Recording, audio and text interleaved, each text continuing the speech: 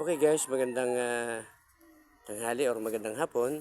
Ito po ay dried fish. This is dried fish.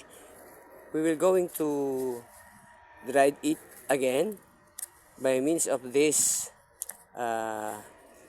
box or carton. We will put it here to heat by the sun.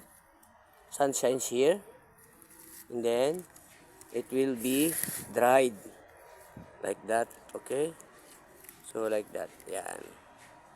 Okay, ganyan po ang pagbibilad ng tuyo or dried fish. It is very delicious when it's fry on the frying pan.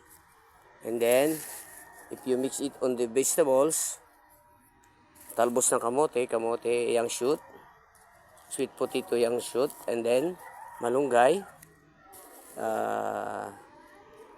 or any vegetables that you can add. Okay, yeah, dried fish. Okay, ayan natin, bukasan natin yan. We pour out the dried fish, and then we make it salansan, orderly, not to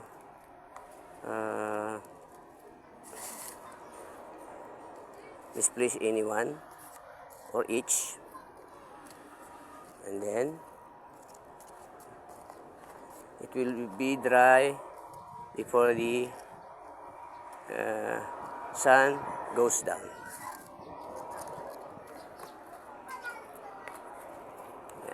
Okay, left-handed because the cell phone is on the right hand. Yeah, very nice, so hot. Yeah, same position. Yeah, very nice and very delicious when you fry it and eat with rice. Okay, talo pa ang mang inasal or mang inasar. The other people says mang inasar. Minsan walang sabaw na available sa mang inasar, kaya nakakaasar. So the people says mang inasar. Kasi walang sabaw, yung sinaing ay hilaw or lutak or malta. Okay, so that's it. Okay, yan, that's it. We make lipat it here. Yan. Okay, yan. Yan. Okay. Okay, finish. Ganyan until the sun goes down. Ang araw ay lumubog. Fish. Okay? So